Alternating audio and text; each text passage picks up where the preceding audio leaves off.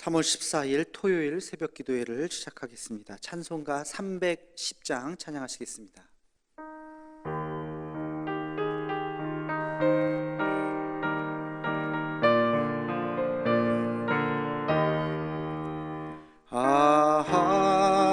하나님의 은혜로 있을 데 없는 자 왜 구속하여 주는지 난 알 수 없도다. 내가 믿고 또 의지함은 내 모든 형편하시는 주님 늘 보여주실 것을 나는 확실히 아네. 왜 내게 굳세 믿음과 또 복음 주셔서 내 맘이 항상 편한지 난 알 수 없도다. 내가 믿고 또 의지함은 내 모든 형편하시는 주님 늘 보여주실 것을 나는 확실히 아네. 왜 내게 성령 주셔서 내 마음을 감동해 주 예수 믿게 하는지 난 알 수 없도다. 내가 믿고 또 의지함은 내 모든 형편하시는 주님 늘 보여주실 것을 나는 확실히 아네. 주 언제 강림하실지 옥밤에 옥낮에 또 주님 만날 그곳도 난 알 수 없도다. 내가 믿고 또 의지함은 내 모든 형편하시는 주님 늘 보여주실 것을 나는 확실히 아네. 아멘. 다 함께 공동 기도문 낭독하도록 하겠습니다. 여호와 라파 치료의 하나님, 이 시간 전 세계로 퍼진 코로나 바이러스를 잠재워 주옵시고 어려움을 당한 환자들과 그들을 치료하는 의료진들에게 은혜를 더하여 주옵소서. 이 일로 인해서 더욱 주를 의지하는 우리가 되게 하옵시고 우리의 신앙을 돌아보아 주 앞에 더 겸손해지고 더 낮아지는 마음을 주옵시며 인간의 욕망과 교만함을 회개하고 주를 바라보는 우리가 되게 하옵소서. 이 나라를 긍휼히 여기사 더 이상 바이러스가 확산되지 않고 속히 치료제가 개발되게 하옵소서. 이 일을 지휘하는 각 나라의 지도자들에게 요셉과 같은 지혜를 허락하사 더 이상 전 세계로 확대되지 않고 진정되는 은혜가 있게 하옵소서. 이 일로 인해서 근심과 염려와 아픔을 당한 가정을 기억하옵시고 하늘의 위로로 함께 하옵소서. 예수님의 이름으로 기도하옵나이다. 아멘. 하루를 여는 기도를 하겠습니다. 참 좋으신 아버지 하나님, 오늘도 귀한 날 우리에게 허락하여 주시고 하나님의 전으로 나와 우리의 삶의 각 처소에서 기도하며 하루를 시작할 수 있도록 은혜를 베풀어 주심을 감사합니다. 하나님, 날마다 주시는 하나님의 은혜를 잊지 않게 도와주시고 오늘도 세상에서 소금과 빛의 역할을 감당하며 살아가는 우리들의 모습이 되게 하여 주옵소서. 하나님, 이웃을 위한 우리의 기도가 멈추지 않게 도와주시고 특별히 하나님, 지금 우리 교회에 모이지 못하고 있는데 우리의 셀 식구들, 구역 식구들, 또 우리 친구들, 또 선교회 모임들, 우리 서로를 위해서 또 기도하며 격려하며 또 우리 주일날 잘 나오지 못했던 우리 새가족들을 또 믿음이 연약한 자들 붙잡아주고 그들을 위해서 기도해 줄 수 있는 우리가 되게 하여 주시옵소서. 어서속히 우리의 모임이 정상화될 수 있도록 주여 인도하여 주옵시고, 함께 같이 모여서 예배드리는 그 기쁜 날이 속히 올 수 있도록 하나님 인도하여 주옵소서. 오늘도 하나님의 말씀을 듣습니다. 요한복음을 통해서 깨달아지는 주의 음성이 있게 도와주시고 그 말씀 붙잡고 하루를 살아가는 영의 양식이 되게 하여 주옵소서. 예수님의 이름으로 기도하옵나이다. 아멘. 하나님 말씀 요한복음 7장 37절로 39절까지 말씀입니다. 요한복음 7장 37절로 39절까지 말씀입니다. 함께 같이 읽겠습니다. 명절 끝날 곧 큰 날에 예수께서 서서 외쳐 이르시되 누구든지 목마르거든 내게로 와서 마시라. 나를 믿는 자는 성경의 이름과 같이 그 배에서 생수의 강이 흘러나오리라 하시니, 이는 그를 믿는 자들이 받을 성령을 가리켜 하신 말씀이라. 예수께서 아직 영광을 받지 않으셨으므로 성령이 아직 그들에게 계시지 아니하시더라. 아멘.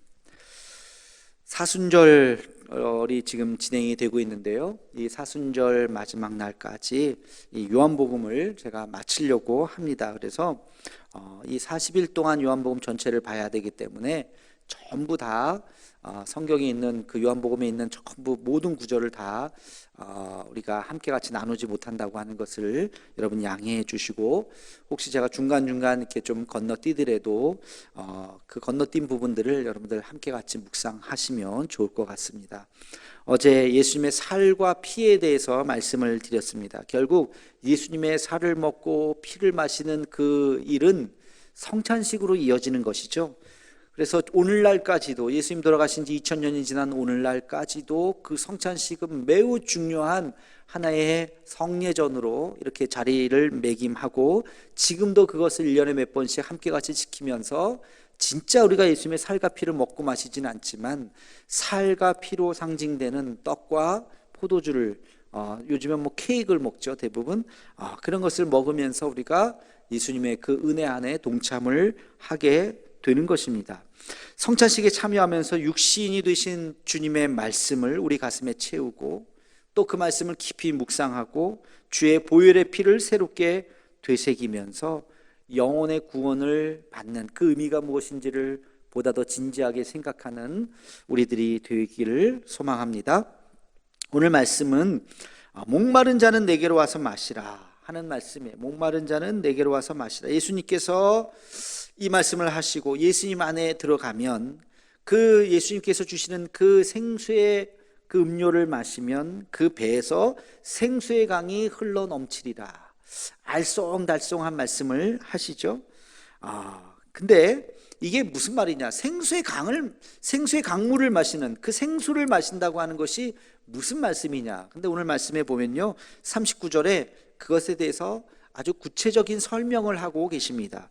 우리 39절에 이런 이야기가 있습니다. 이는 그를 믿는 자들이 받을 성령을 가리켜 말씀하신 것이라. 아멘. 그런 말씀이 있죠. 무엇을 가르친 말씀이라고요? 성령을 가리켜 말씀하신 것이다 그랬어요. 성령을 가리켜. 그러니까 생수를 마시는 거, 그 생수의 강물을 마신다고 하는 것은 성령을 받는다는 것이죠. 바꿔 얘기하면 성령을 받는다고 하는 것은 그 배에서 생수의 강이 흘러 넘치는 것을 의미하고 있습니다. 생수의 강이 뭘까요? 성령. 성령이 우리 안에 오면 어떤 일이 일어날까요? 기쁨과 은혜가 충만한 것입니다.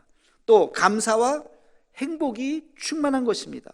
환희와 기쁨이 충만한 것입니다. 이것이 바로 생수의 강인 것입니다.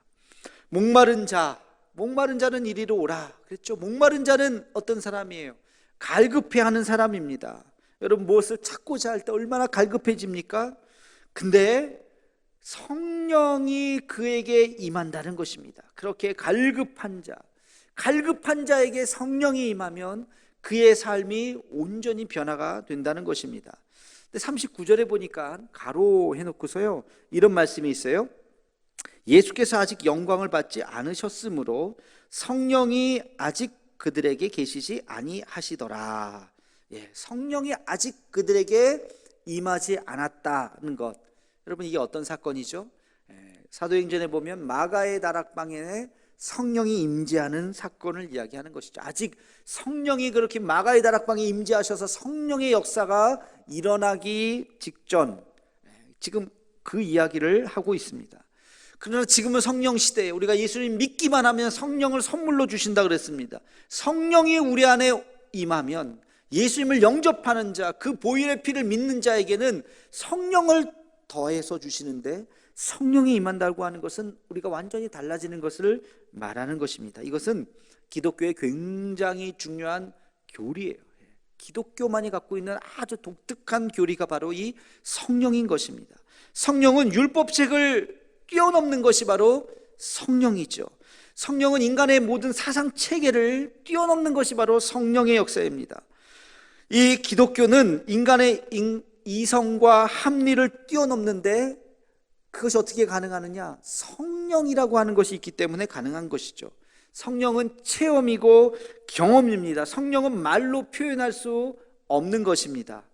이 요한복음은 특별히 성령에 대해서 강조하고 있습니다. 우리가 이미 읽어봤던 요한복음 3장에 보면 니고데모와 예수님과의 대화가 나오죠. 거기도 뭐라고 말씀하셨습니까? 사람이 물과 성령으로 거듭나지 아니하면 하나님 나라에 들어갈 수 없다. 물과 성령을 이야기합니다. 여러분, 성령은 반드시, 우리 그리스도인들이 반드시 경험을 해야 되는 것입니다. 그런데 이 성령은 오해도 많고 또 이단성도 많습니다. 성령 체험이라고 하는 것은 공식이 없어요. 이것은 다 주관적, 자기 스스로 그냥 자기가 체험을 하는 것입니다. 그렇기 때문에 오해도 많고, 소위 말해서 내가 성령을 받았다라고 말하는 사람 중에 잘못되는 사람들은 직통계시를 이야기합니다. 그러나 여러분, 성령을 이야기할 때 반드시 얘기해야 되는 것은 뭐냐면, 성령은 결코 성경을 어긋나서는 안 되는 것입니다. 성경을 벗어난 성령의 체험은 잘못되었다고 말할 수 있습니다. 이것은 마귀의 체험이지 성령의 체험이 아닙니다. 성령의 역사는 하나님의 말씀을 증거하는 것이고, 그리고 마귀의 역사는 성경을 벗어나는 것입니다. 이것을 헷갈리면 안 되는 것입니다. 성령의 역사는 우리의 영혼을 살리고 우리를 하나 되게 하고 교회를 회복시키고, 그러나 마귀의 역사는 우리를 파괴시키고, 그리고 우리를 하나 되게 하는 것이 아니라 분열되게 만들고, 교회를 회복하는 것이 아니라 교회를 파괴시키게 만드는 것입니다. 이것을 잘 구분해야 됩니다. 성령의 역사가 넘치는 곳에는 희한하게도요, 마귀의 역사도 있습니다. 우리가 성령을 사모해서 성령 받기를 기도해야 되겠지만, 경계해야 되는 것은 바로 마귀의 역사인 것입니다.